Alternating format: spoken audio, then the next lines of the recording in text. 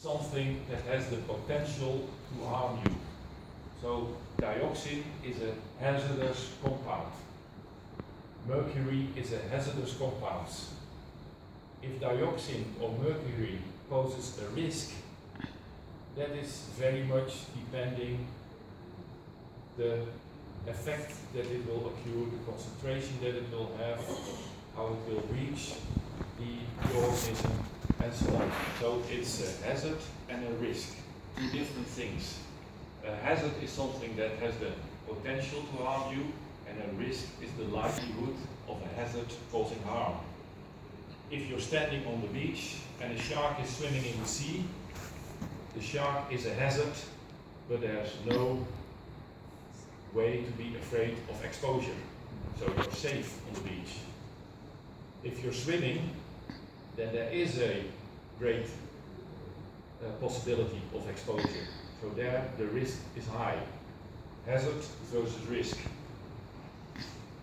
Another thing, so the risk is the hazard multiplied by the exposure.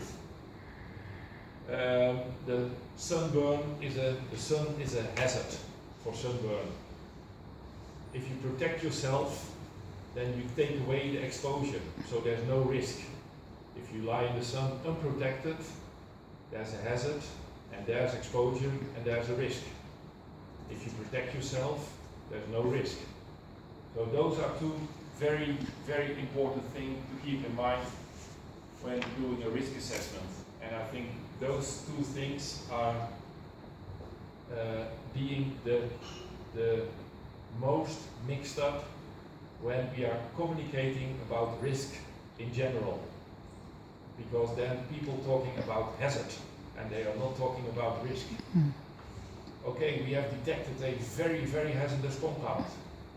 Okay, so what? Is there a risk? So I think that's a very important thing when you're doing a risk assessment. It's always hazard and exposure.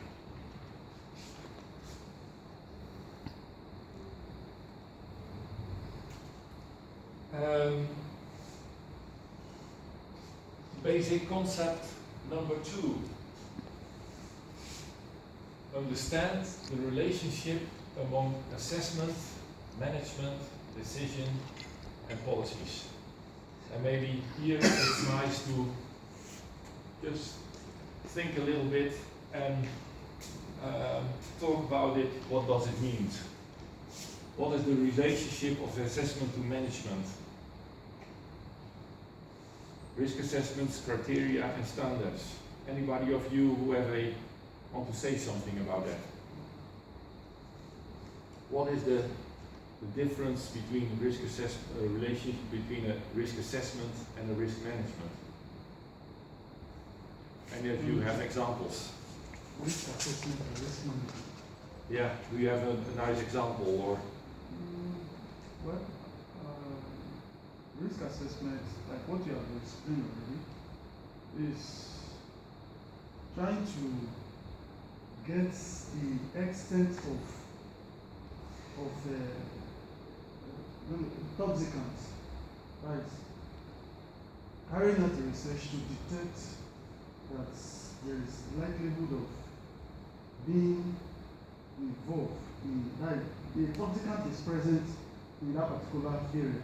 So how to manage it? That is to pass out an information that please, because of this, there should be restriction in this area. Don't go here. If you go beyond here, you could be exposed. Yeah. Yeah. You have a nice example?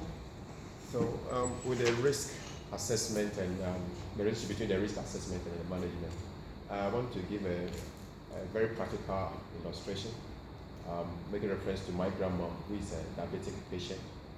So we usually